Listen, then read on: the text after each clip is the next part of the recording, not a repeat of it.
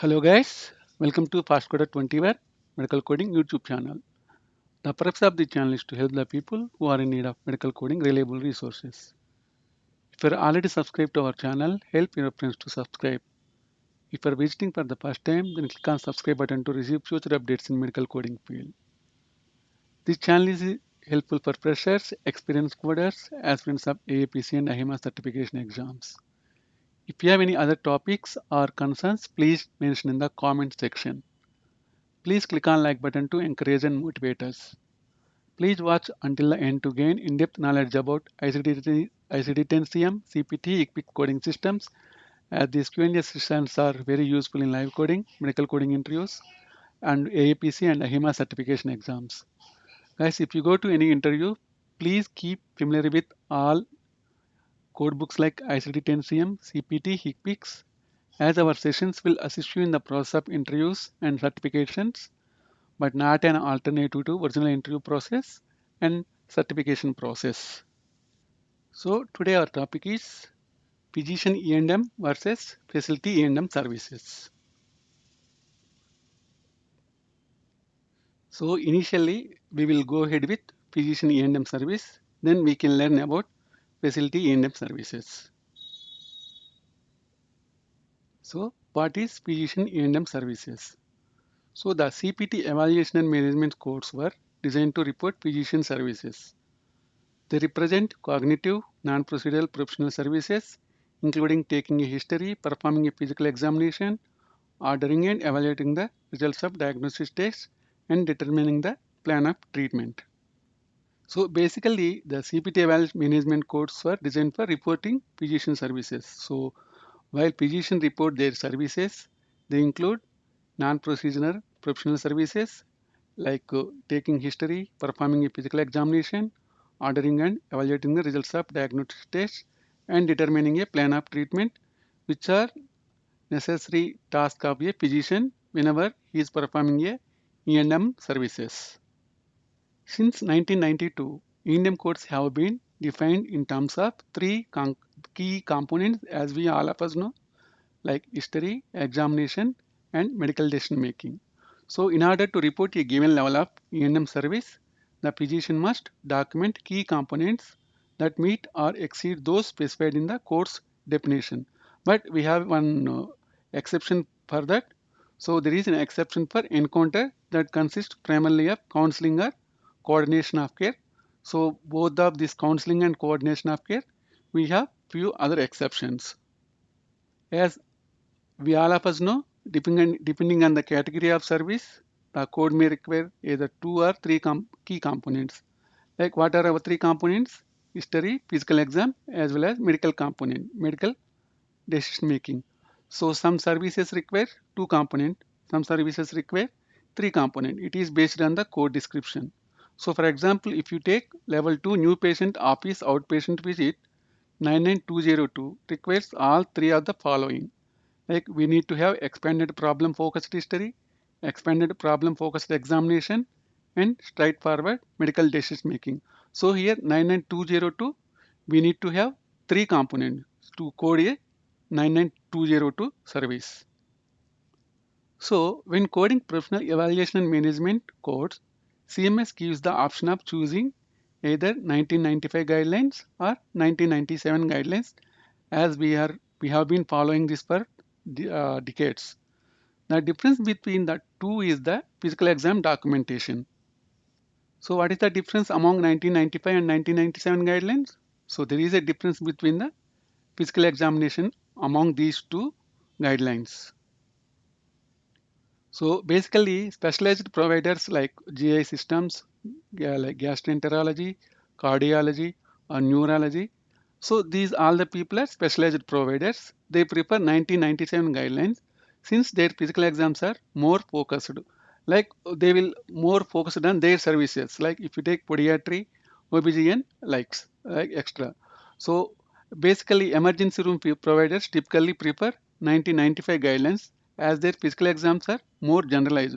So, so basically what happens here, specialized providers will prefer 1997 guidelines so that they can keep more focused on their related service.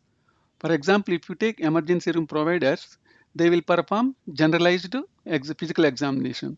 That's why they will use 1995 guidelines. So we need to remember here that 1997 guidelines is for specialty providers, 1995 guidelines for emergency providers. So if you want to give more focused examination, we need to use 1997 guidelines. If you want to give more generalized physical examination, you need to use 1995 guidelines. So basically, the professional E&M level is driven by the level of medical decision making. So usually we'll call it as MDM. So when determining level of MDM as a coder, we need to take into consideration of the three following points. As we all of us know, whoever is doing the medical like evaluation and management services, in MDM we have three components like the number of possible diagnoses and the number of management option is one, and the second one is the amount and complexity of medical records and diagnostic stage, and the third one is the risk of significant complications and morbidity. These three are included in the MDM services. So whenever physician do the evaluation management, they will consider mostly on the MDM services. Whenever they are doing MDM, they need to consider all these 3 points. So after confirming the MDM, we need to count the elements as per the CMS guidelines, as we all of us know. As we know, each chart is broken down into sections like HPA, ROS, PFSH, and PE. So each section has a certain number of elements that needs to be documented. As we all of us know, even though MDM drives the level, the number of elements has to be documented in order to assign that level. If the documentation is not there to support the level, then we have to downcode that to the level that the documentation supports. So basically after the MDM, we need to document the we need to count the elements and needs to so we need to use those elements to get the proper level. The documentation is not there to support the level, then we need to downcode the level that the documentation does support. So if you don't have complete documentation, we need to downcode the level. So next we can learn about facility E&M services. Initially we studied physician E&M services. So what we learned there? Mostly physician will use 1997 specialty purpose guidelines, as 1997 guidelines are for more focused physical examination as compared to 1995 guidelines. So in physician E&M, after deciding the MDM level, we need to count the elements in each and every section and we need to make the level. Suppose we don't have enough information, so we need to downcode the level based on the available documentation. So what is facility E&M services? So the facility E&M level is determined by the highest level of intervention that is provided to the patient during their ER stay. So as all of us know, facilities or hospitals mostly depends on the services which are provided by the hospital to a patient. So the most common interventions are diagnosis, medication administration, and discharge instructions like that. So basically, CMS does not provide guidelines when it comes to determining the facility E&M level. So each facility can create their own E&M matrix. So whenever we code for facility, we don't have any guidelines which are provided by the CMS.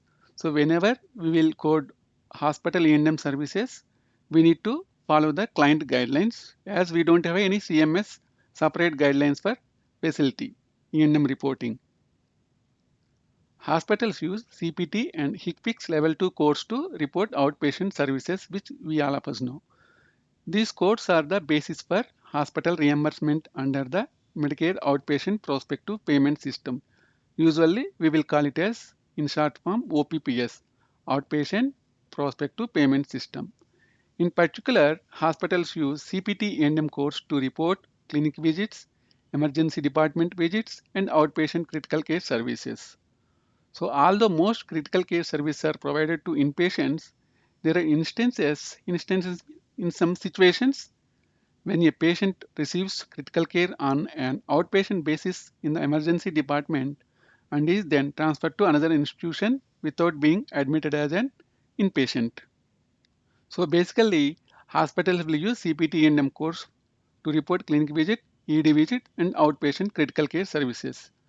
So usually critical care services provided in the inpatient setting, but sometimes in emergency department also, physician will provide inpatient critical care services.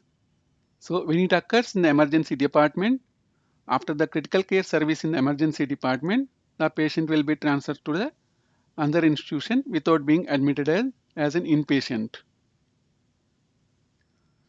So in 2008, OPPS final rule, CMS issued some general guidelines for hospital visit classification system.